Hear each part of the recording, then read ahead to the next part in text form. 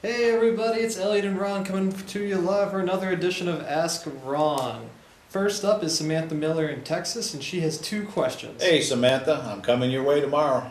The first one is, if the seller has $215,000 asking for a 225 unit Class C apartment building with 6.5% cap rate, needing about $475,000 rehab, and ARV will be $1.3 million, could I do an X on a commercial to avoid the cost of rehab?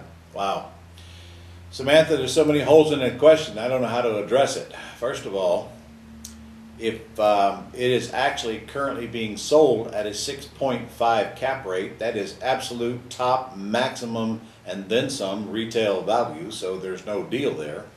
If you meant that after repaired that you might be able to sell it at a 6.5 cap rate, well great, but you didn't give me enough information to answer your question. I think the next thing I'd want to know is how come a 225 unit apartment complex is only worth 1.3? That doesn't come close.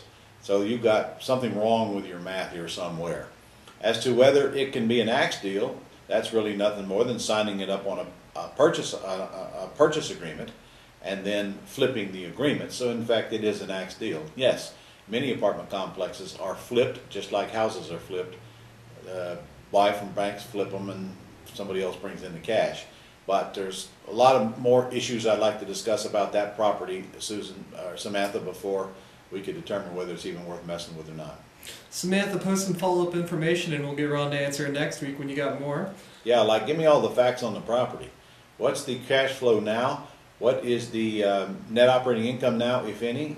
What is it projected to be, and how are we getting at those numbers? What are the rents now? What are they projected to be? What is the projected expenses?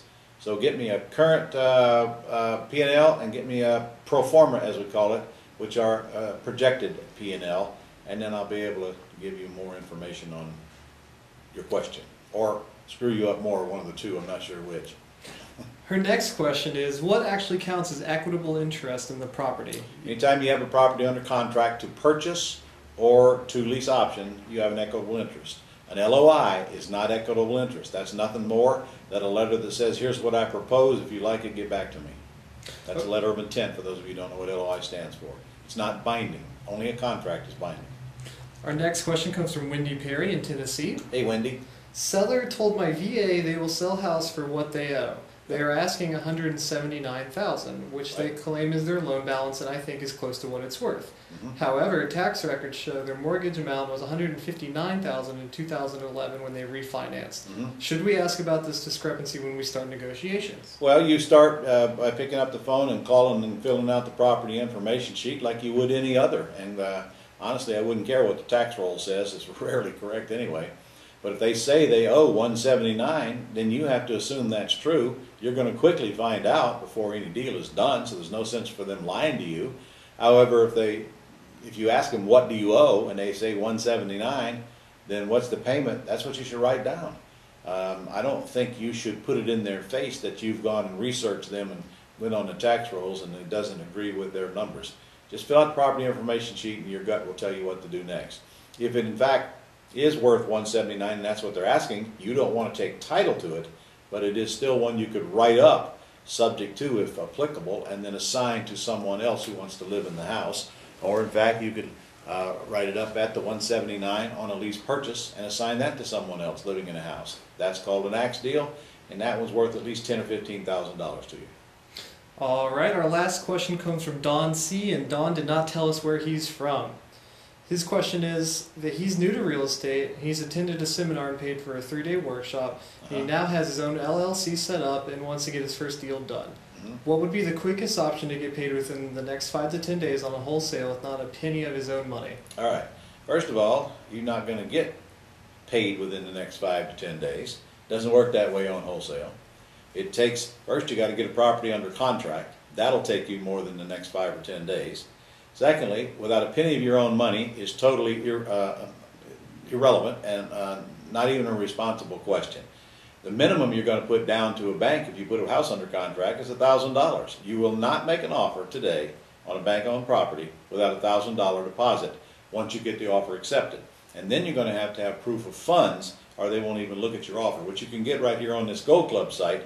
But realistically, your plan is not realistic. You're going to need a deposit, and you're going to need some time. Even if you find a FSBO that you can buy for all cash, and put up $10 to bind that contract, you're still going to need a week, 2 weeks, 3 weeks, 4 weeks, whatever, to find your buyer. So if you are looking for an instant fix, an immediate shot of income, it's not going to be by flipping a house, any house, in the next 5 to 10 days. Even an axe deal, you have to find the seller, get a contract, go find the buyer, and it's going to be a few days after that before you get to closing and get your check. So give yourself a little bit of time and don't ask for miracles here. And I don't know what 3-day event you went to. It wasn't mine because I don't have a 3-day event. So I don't know what to tell you on that. I don't know what they instructed you to do, but on the Gold Club site alone, Don, there's just endless training CDs, or training videos, I mean. Go up under the training and pull them down, and you'll find all kinds of videos you can tune into there that cover just about any subject and every subject that you would want, including the fastest way to get a check. 2 fastest ways today are wholesaling a house and an axe deal. So go use the resources that you have before you. And then I'll see you in the live training when I get a chance, and when you get a chance, and we'll actually do deals right before your face and show you just how many deals there are sitting out there right now waiting for you to go capitalize on them. But you're not going to do it without a little bit of training and a little bit of patience and a little bit of money. All right, everybody, that's all the wisdom we have from Ron this week. That's it? Nothing else? Make sure you're submitting your questions to the Ask Ron section of Gold Club Forum, and we'll see you next week. All right, guys, hold on just a minute. You got I've got a IRA training coming up on April the 3rd, and so put that down on your calendar. I think we're going to do that in the middle of the day. I think we're going to do that around noon or so Eastern Standard Time, and that's going to be somewhere around an hour to an hour and a half training. And I'm going to go through the whole process of making money with your IRA, and you're going to like that if you have any interest in actually making money and not paying Uncle Sam any money, because this is all about being tax-free, legally complying with the rules, including the new rules. And I'm going to devote the time, and then we're going to do questions and answers on that as well. So be on the lookout for the email. It's coming out pretty soon. That'll be on April the 3rd. See you then. See you next week.